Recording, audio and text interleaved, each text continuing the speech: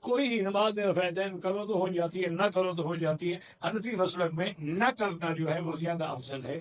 اس کی وجہ ہے کہ محدثین نے جتنی بھی باب باندھے ہیں، رفع یدین کا پہلے ہے، رفع یدین نہ کرنے کا بعد میں ہے۔ تو یہ محدثین کا قاعدہ ہے کہ جو بعد والی بات ہو وہ پہلے کو ختم کر دیتی ہے، اس لیے نہ کرنا زیادہ بہتر ہے۔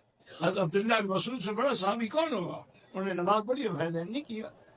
اچھا، پھر سب سے بڑے لطف کی بات یہ ہے، میں اعتراض تو نہیں کرتا، میرے لیے سب واجب ہے، ان کے پاس سب سے بڑی روایت جو ہے نا رفع یدین کے لیے، وہ عبداللہ ابن عمر کی ہے۔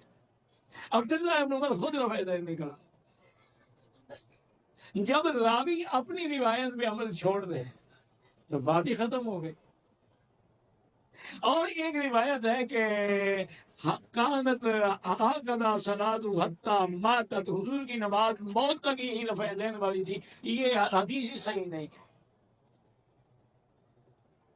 اس میں جو زیادتی ہے وہ راوی کی طرف سے، حدیث کی طرف سے نہیں۔ لیکن ہم نہیں اعتراض کرتے، جو کرتے ہیں اللہ قبول فرمائے، نہیں کرتے اللہ قبول فرمائے۔